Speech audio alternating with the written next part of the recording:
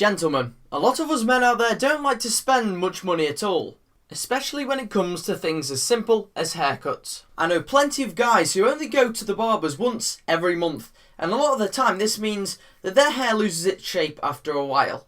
Give it 2 to 3 weeks and the style will start to lose its shape. The problem is that if you go to the hairdressers multiple times in 1 month, it can sometimes be very expensive. Therefore, in today's video, we're going to be looking at how you can make a haircut last longer. And I'm not going to be one of these people who uploads a video trying to tell you how to cut your own hair, because in my opinion, it just never works. You never end up with the great results that you see these people getting in these videos, and it can look an absolute mess. Leave that job to the professionals. However, I'm going to be showing you 2 ways that you can trim your excess hair in order to get a better overall look. Now, the first tip is the most obvious one, and that is making sure that you don't have hair that's going over your ears. Now, this is probably the biggest sign that you're overdue a haircut, and it's the one that I see most often. Tons and tons of guys with even short to medium length hair, their hair will gradually start to come over their ears, and that it just doesn't look as clean, doesn't look as slick, and often it will stay there until they have their hair cut next. Now, this is one of the easiest things that you can possibly do, and I would recommend any guy who's got short to medium length hair, anything like mine at all, to do this one as well. There are a couple of options that you can do in order to get this hair away from your ears. Let's say you've got hair that's a bit longer than mine is at the moment. My hair's still relatively short on the sides. If yours is a little bit longer than this, you may need to use some scissors in order to be as precise as possible. And I'm not talking about these scissors, gentlemen. I mean, this is a surefire way to chop your ears off. I would recommend going for the round-tipped nose hair scissors. I've used these before in my eyebrow trimming video, which I'll also leave in the description for you. However, I feel like this is the perfect tool in this case because it's nice and small, the blade is relatively blunt, but it'll still chop the hair off, and you can be really, really precise with such a small blade, and it won't risk slitting your ear open either. So you can just go bop, bop, bop, bop, bop, and just snip around the edges. However, if you've got shorter hair similar length to mine, my hair also falls very low naturally. It starts very, very close to the top of my ear. So scissors aren't going to be much use to me. What can I do in this situation? You can go for one of these, gentlemen.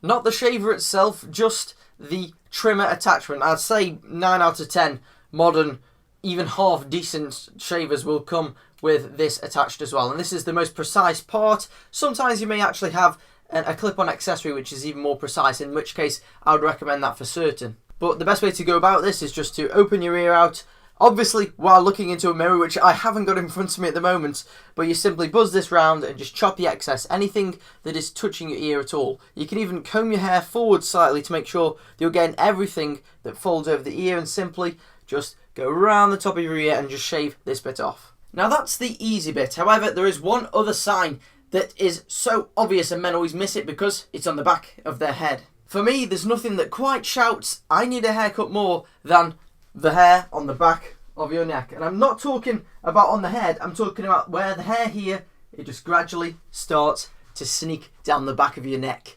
Whenever you go to the barbers, you're going to end up having most of this chopped off. If you're not having this chopped off, I recommend having it chopped off. It looks a lot more slick and clean. However, when it starts to regrow back when you're at home, it's a bit more difficult to deal with because it's on the back of your head. How are you going to be able to see this to chop it off? I've had a little look around YouTube and I've seen some crazy videos involving multiple mirrors and weird angles, and you've got to be positioned in certain places and you have to bend and reach over and hope that you don't cut your neck open. It all gets a bit complicated, frankly, and ends up with a bit of a house of mirrors feel because you've got to balance one mirror behind you and be very, very careful. It's just not realistic for the guys out there. So I'm showing you a quirky, you won't have seen this before, an alternative method that actually works really, really well, and you don't ever have to worry about not being precise, because with this method you can see exactly what's going on from directly behind your head. You don't have to lean and try and bend to see in the opposite mirror.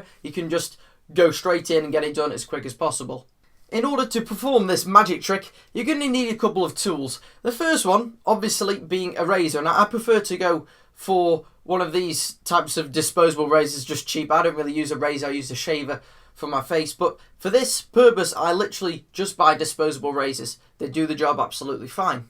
And then it gets a bit different because the only 2 other items you need are a computer or laptop, and also one of these, a webcam.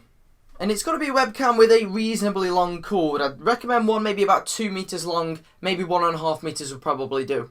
Okay, gentlemen, you've joined me back here again to what is now going to become one of the weirdest videos you've seen for a while, but one of the most useful, because hidden behind me is the camera, and you can see I've got it mounted on a tripod in this circumstance.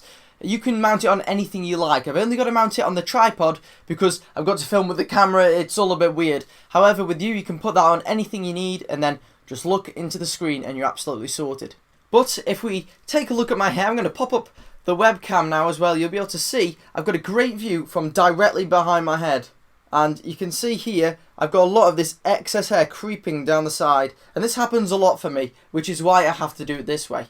And it's dead simple. You just get your razor and you start. And I'd recommend, instead of going, upwards, I'd recommend obviously starting from the top and working your way down. So we'll go for this side first. You can get as close to the webcam as you need to. And just keep your eyes fixed. And press it down where it curves down. And just get rid of all those excess hairs right there. And it gives you just a much cleaner look overall. It's one of the best tips I can give you. I'm going to take some off the centre as well. And you can see here we're not having to work with any stupid mirrors or anything. My hair at the back here is very weird. You can see I have almost 2 bald patches here naturally, so I have to try and cut this across a little bit more to make it look acceptable on the back. Here we go. The great thing about this method is you don't have to just use your dominant hand, because you can see from directly behind instead of a mirror's image. You can just go straight in and it's a lot easier to coordinate yourself. And you can just go for a lot more of a clean look at the back. And you can do this in one of 2 ways. I like to do it just so it's a bit smooth going round and up. I might in fact chop a bit more off in the middle. A lot of people go for a more angular and square cut, which you can still do with this method. You just have to be a little bit more precise with the razor.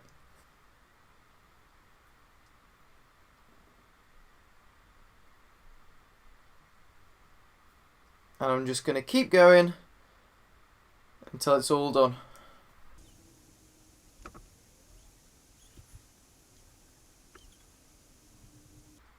I like to also level off this centre bit here, because you can see I've now chopped it off. A lot of the time I'll see guys who've got like a tail coming down from the back, and it just looks weird. It looks like you've got a little snake trying to reach down your neck. So with this method you can just chop that little thing off.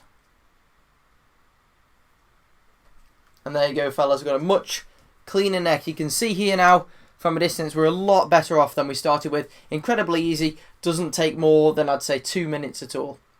I can't believe this, fellas. I've given away one of my very secret tips to you, so I hope that you can find this useful. So there you go, fellas. Maybe if you're about to go on a night out with some friends and you think, I'm looking a bit rough today, I need some of this hair chopping off. Now, you can do it without having to necessarily go to the hairdressers. I use this trick probably once a week, maybe once a fortnight, just to make sure that I don't have to go to the hairdressers as often. And then I find that a lot of people actually ask me, have you had a haircut? And I'm like, no, I haven't, no, because I've used my secret tip, which you now know.